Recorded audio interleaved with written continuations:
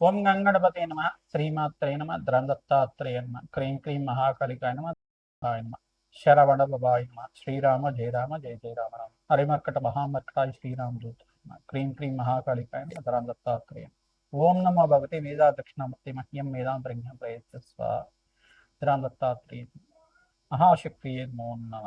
YouTube ప్రేక్షకులకు అందరికీ కూడా నమస్కారం అండి. నేను పాలపర్తి గురునాథ శర్మ, జ్యోతిష్యం వాస్తు సిద్ధాంతిని. మీకంతా కూడా ఈ యొక్క గోచారరీత్యా గ్రహాల యొక్క స్థితిగతి, కలియిక, వాటి ప్రభావం అంతా కూడా మేషాది ద్వాదశ రాశుల వాళ్ళకి ఎటువంటి ప్రభావం అంతా కూడా చూపిస్తుంది అనేది విశ్లేషణ చేసి మీకు పరిష్కారం చెప్పడం జరుగుతుంది. జూన్ నెల మాసంలో విశేషంగా అతిచారంలో బృహస్పతి మార్పు అంతా కూడా సంభవిస్తుంది. మరియు శుక్రుడు బుధుడు కలియికంతా కూడా మిథున రాశిలో సంచారం చేయడం వల్ల ఎటువంటి గ్రహస్థితి అంతా కూడా యోగిస్తుంది. రేవతి నక్షత్రంలో శనీశ్వరుడు మార్పు అంతా కూడా మీనరాశిలో సంచారం చేయడం వల్ల విశేషమైన పుణ్యప్రాప్తి లభిస్తూ ఉంటుంది. ప్రధానంగా చూసుకుంటే ఇక్కడ పుష్కర కాలంలో ఉచ్చ స్థానంలో అంతా కూడా బృహస్పతి అంతా కూడా 12 సంవత్సరాలకు ఒకసారి ఈ యొక్క కర్కాటక రాశిలో ప్రవేశం చేయడం, ఉచ్చ స్థానాన్ని పొందడం. ప్రధానంగా ఇక్కడ అతిచారంలో మార్పు అంతా కూడా అక్టోబర్ 31 తారీఖు దాకా ఉంటుంది. మరియు తర్వాత అక్టోబర్ 31 తర్వాత స్థాన చలనం చేస్తారనమాట. ప్రధానంగా రాశి నుంచి రాశికి అంతా కూడా ఈ యొక్క వేరే రాశికి మారడం జరుగుతుంది. ప్రధానంగా చూసుకుంటే సింహరాశిలో సంచారం చేయడం వల్ల విశేషమైన ధనయోగ ప్రాప్తి, మేషాది ద్వాదశ రాశుల వాళ్ళకి అనంతమైన పుణ్యయోగం సిద్ధించడానికి, అతిచారంలో బృహస్పతి మార్పు వల్ల రాజయోగాలు, విపరీత రాజయోగాలు సిద్ధించడానికి ఆస్కారం ఉంటుంది. ఎవరి జాతకరీత్యా అయితే కనుక ఆలస్య సంతానం, ఆలస్య కళ్యాణ యోగాలు ఉన్నాయో వాళ్ళకంతా కూడా శీఘ్రంగా పంచమస్త బృహస్పతి యోగం, సప్తమస్త బృహస్పతి యోగం, దశమస్త బృహస్పతి యోగం, ఏకాదశ స్థాన బృహస్పతి యోగం వల్ల శీఘ్ర కళ్యాణ యోగము, సంతాన యోగము, ఆకస్మిక ధనలాభాలు, రాజయోగాలు, భూ సంపదలంతా కూడా సిద్ధించడానికి, తీరని కోరికగా ఉన్న కళ అంతా కూడా నెరవేరడానికి, అదృష్ట యోగం సిద్ధించడానికి ఆస్కారం ఉంటుంది. మేషాది ద్వాదశ రాశుల వాళ్ళు పాటించవలసిన పరిష్కారం అంతా కూడా విశ్లేషణ చేసి పరిష్కారం చెప్పడం జరుగుతుంది. మీ జన్మజాతకంలో కనుక గ్రహస్థితి కనుక ఇష్టమైన ఫలితాలు ఇస్తూ ఉంటే కనుక జన్మజాతకం ప్రధానమైన జాతకంగా ఉంటుంది. జాతకరీత్యా లగ్న చక్ర వశాత్తు ప్రధానంగా లగ్న చక్రంలో బృహస్పతి, అంగారకుడు, శుక్రుడు, శనీశ్వరుడు, రాహుగ్రహం అంతా కూడా ఏ స్థానాల్లో ఉన్నాయి చూసుకుని ఈ గ్రహాలంతా కూడా ప్రధానమైన గ్రహాలుగా చెప్పడం జరుగుతుంది. ఈ గ్రహాలే కాకుండా బుధుడు, బృహస్పతి, చంద్ర భగవానుడు కూడా యోగకరంగా ఉండాలి.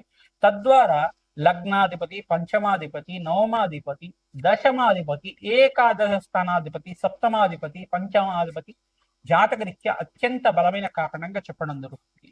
ప్రధానమైన గ్రహస్థితి అంతా కూడా చూసుకుంటే ఈ స్థానాలు బట్టి కేంద్రంగా చెప్తూ ఉంటారు. ఇక వేదిక్ జ్యోతిష్యం ప్రకారంగా అంతా కూడా పరాశర సంహిత ప్రకారంగా, దత్తనాడి ప్రకారంగా సంపూర్ణమైన జాతకం విశ్లేషణ చేసి మీకు పరిష్కారం చెప్పడం జరుగుతుంది. మీరంతా కూడా ఈ వీడియో అంతా కూడా చూడండి.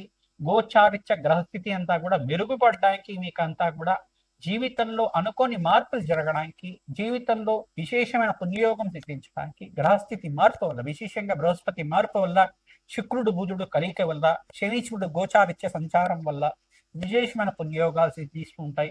ఈ యొక్క కాలసర్ప దోష నివారణ గోచారిత్య కూడా రాహుకేతుల స్తంభంలో గ్రహాలు అంతా కూడా ఈ యొక్క మధ్యస్థానంలో ఉన్నాయి. ప్రధానంగా రాహుకేతు మధ్యలోనే మిగతా గ్రహాలన్నీ కూడా స్తంభంలో ఉన్నాయన్నమాట. కాలసర్ప స్తంభన అంటారు కిందంతా కూడా. ఈ గ్రహదోష నివారణతో ఎటువంటి పరిష్కారాలు ఆర్జించాలి, విశేషమైన పుణ్యయోగాలు అంటున్నారు, మధ్యలో మార్పులు కనబడట్లేదు, మరియు విశేషమైన గ్రహస్థితి అంటున్నారు, ఎంత సంపాదించినా కానీ అనుకున్న స్థాయిలో సంపాదన లేకుండా ఉంది. ఇటువంటి గ్రహస్థితి, ఇటువంటి ఇబ్బంది నుంచి బయటపడడానికి ఎటువంటి పరిష్కారాలు ఆచరించాలి, ఇది గోచారిత్య చక్రం మాత్రమే. మేము విశ్లేషణ చేసిన గోచారిత్య జాతకం మాత్రమే. కొన్ని లక్షల మందికి, కొన్ని కోట్ల మందికి ఉండే జాతకరీత్యా ఉండే దోషాలకంతా కూడా గోచారం వర్తిస్తుంది. కానీ జన్మజాతకం అనేది ఎవరి వారి జాతకంలో ఉండే గ్రహస్థితి ప్రభావం బట్టే ఉంటుంది. లగ్నాన్ని బట్టి, నవాంశ చక్రాన్ని బట్టి, లగ్న చక్రాన్ని బట్టి ఉంటుంది. దశ ఏ దశ నడుస్తుంది, దశాధిపతి ఎక్కడ ఉన్నాడు, అంతర్దశ ఏ దశ నడుస్తుంది, ఈ యొక్క లగ్న చక్రము, నవాంశము, దాంట్లో లగ్నము, పంచమ స్థానము, దశమ స్థానము, ఏకాదశ స్థానము, ద్వితీయ స్థానంలో గ్రహాలు ఏ రకంగా ఉన్నాయి, ఇదంతా కూడా సంపూర్ణంగా విశ్లేషణ చేసుకొని సంపూర్ణమైన జాతక పరిష్కారం అంతా కూడా విశ్లేషణ చేసుకుని తగ్గు పరిష్కారం తీసుకోవడం వల్ల శీఘ్ర శుభాలంతా కూడా చూడడానికి ఆస్కారం ఉంటుంది. గోచార చక్రం అనేది ఈ సంవత్సర కాలంలో ఈ గ్రహస్థితి మార్పు వల్ల విశేషమైన పుణ్యయోగాలు ఉంటాయి. ఈ గ్రహస్థితి వల్ల మీకంతా కూడా లాభాలు సిద్ధిస్తాయనేది గోచార చక్రం అనేది విశ్లేషించడం జరుగుతుంది. ఇదంతా కూడా గోచార చక్రం అనేది విశేషమైన రాజ్యయోగాలు ఇవ్వడానికి, విశేషమైన ధనయోగాలు, ఆకస్మిక ధన ప్రాప్తి ఇవ్వడానికి, వివాహాది శుభకార్యాలు జరగడానికి, ఆకస్మిక పుణ్యయోగం సిద్ధించడానికి, మనశ్శాంతిమైన జీవితం కలగడానికి, లాభాలు ఆస్కారం ఉంటుంది. ప్రతి నిమిషం కూడా చెప్పిన పరిష్కారాలు ఆచరించండి, తద్వారా అఖండమైన లాభాలు సిద్ధించడానికి ఆస్కారం. దత్తాత్రేయాయ స్మరణ మాత్రం సంతుష్టాయి. ధనస్సు రాశి జాతకులకి జూన్ నెల మాసం 2వ తారీఖు రోజు నుంచి మీకంతా కూడా జాతకంలో మంచి యోగాలంతా కూడా సిద్ధించడానికి, గజకేసి యోగాలు లాభాలు కలగడానికి ఆస్కారం ఉంటుంది. విశేషంగా ధన ప్రాప్తి, గురుగణాకర్షణ సిద్ధించడానికి, విశేషంగా అష్టమ స్థానంలో బృహస్పతి మార్పు, ఉచ్చ స్థానంలో మార్పు అంతా కూడా రాజయోగ ప్రాప్తి రావడానికి ఆస్కారం ఉంటుంది. ఎవరికైతే గనక వివాహాది శుభకార్యాల కోసం ప్రయత్నం చేస్తున్నారో శీఘ్ర కళ్యాణ యోగం అంతా కూడా సిద్ధించడానికి ఆస్కారం ఉంటుంది. జూన్ నెల మాసం 2వ తారీఖు నుంచి అక్టోబర్ 31వ తారీఖు లోపల మీకు వివాహాది శుభకార్యాలు నెరవేరడానికి ఆస్కారం ఉంటుంది. మంచి సంబంధం రావడానికి ఆస్కారం ఉంటుంది. దివ్యమైన యోగం సిద్ధించడానికి, వ్యాపారంలో మార్పులు, లక్ష్మీ కటాక్షం, ధనయోగం అంతా కూడా సిద్ధిస్తుంది. విపరీత ధన ప్రాప్తి లభిస్తుంది. మరియు ఖర్చులు కూడా విపరీతంగా పెరుగుతూ ఉంటాయి. శుభకార్యాల కోసం అంతా కూడా ఖర్చులు విపరీతంగా పెరుగుతూ ఉండడం కానీ, శుభకార్యాల కోసం ఖర్చులు విపరీతంగా మీరు అప్పులు చేయడం కానీ జరుగుతూ ఉంటుంది.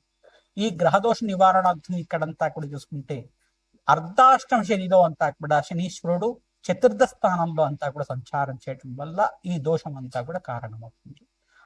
అర్ధాష్టమ శని దోష నివారణార్థం ప్రతినిత్యం కూడా శని గ్రహ దోష నివారణార్థం శని భగవాన్ ప్రీతికరంగా శని మూలమంత్రాన్ని అంతా కూడా జపాన్ని ఆచరించడం, అంటే మూలమంత్రం అంతా కూడా వేద బ్రాహ్మణత్వంతో జపాన్ని ఆచరించడం వల్ల మంచి శుభమైన యోగాలంతా వృద్ధించడానికి ఆస్కారం ఉంటుంది.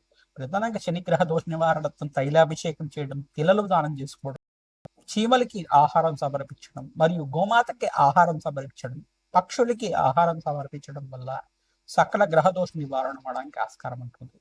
హనుమతే శ్రీరామ దూతాయ మహన్నామాన్ని జపాన్ని ఆచరించండి. సుందరాకాండ పారాయణం చేయించడం వల్ల దివ్యమైన తీర్చడానికి ఆస్కారం ఉంటుంది. బృహస్పతి ఉచ్చ స్థానంలో మార్పు వల్ల 5 సంవత్సరాల దాకా రాజయోగ ప్రాప్తి రావడానికి ఆస్కారం ఉంటుంది. దివ్యమైన యోగం వల్ల జాతకంలో అనుకోని మార్పులు జరుగుతుంటాయి. అనుకోని సంఘటనల వల్ల అదృష్ట యోగం సిద్ధిస్తుంది. నూతన వ్యక్తుల పరిచయం వల్ల దివ్యమైన యోగం సిద్ధించడానికి ఆస్కారం ఉంటుంది. గజకేసరి యోగం అంతా కూడా సిద్ధించడానికి ఆస్కారం ఉంటుంది. బియ్యము మరియు శనగలు దానం చేసుకోవడం వల్ల జాతకరీత్యా ఉన్న సకల గ్రహదోష నివారణ అవడానికి ఆస్కారం ఉంటుంది. చంద్ర గ్రహదోష నివారణార్థం ఈ యొక్క మనశ్శాంతి కలగడానికి మీకంతా కూడా బియ్యాన్ని దానం చేసుకోవడం, తెల్లటి వస్త్రాన్ని బ్రాహ్మణత్వం దానం చేయడం, మరియు శనగలు దానం చేసుకోవడం, బొబ్బర్లు దానం చేసుకోవడం వల్ల దివ్యమైన యోగం సిద్ధిస్తుంది. జాతకరీత్యా ఉన్న సకల గ్రహదోష నివారణ అవడానికి ఆస్కారం ఉంటుంది. హనుమతే శ్రీరామ దూతాయ నమః నామాన్ని జపాన్ని ఆచరించండి. శ్రీరామచంద్రుడికి అంతా కూడా ప్రీతికరంగా తులసి మాలను సమర్పించడం వల్ల దివ్యమైన యోగం సిద్ధించడానికి ఆస్కారం ఉంటుంది. వెంకటేశ్వర స్వామి వారి కళ్యాణం ఆచరించడం వల్ల శీఘ్ర కళ్యాణ యోగ ప్రాప్తి రావడానికి ఆస్కారం ఉంటుంది. మీరంతా కూడా సుబ్రహ్మణ్య శాంతి పూజలు ఆచరించుకోవడం వల్ల జాతకరీత్యా ఉన్న అంగార గ్రహదోష నివారణ అవడానికి ఆస్కారం ఉంటుంది.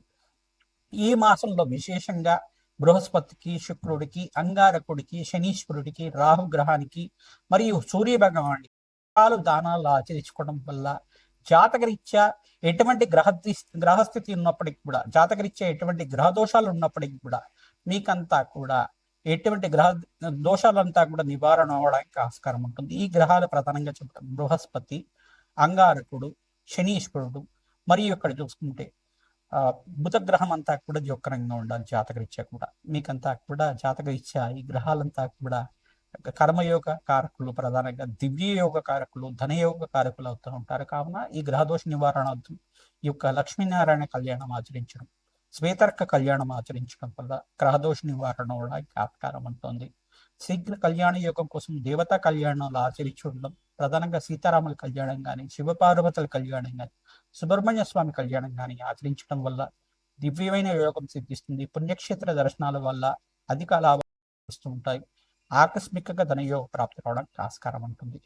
మీ జన్మ జాతకమే ప్రధానమైన జాతకంగా ఉంటుంది. జాతకరీత్యా ఉన్న దోషాలకు పరిష్కారం ఆచరించండి. మా యొక్క ఛానల్ని లైక్ చేయండి, సబ్స్క్రైబ్ చేయండి, షేర్ చేయండి. అందరికి కూడా దీన్ని హైప్ కూడా చేయండి. తద్వారా మీకు అంతా కూడా విశేషమైన పుణ్యయోగం సిద్ధిస్తుంది. మీరు చెప్పిన పరిష్కారాలు ఆచరిస్తే విశేషమైన ధనయోగ ప్రాప్తి రావడానికి ఆస్కారం.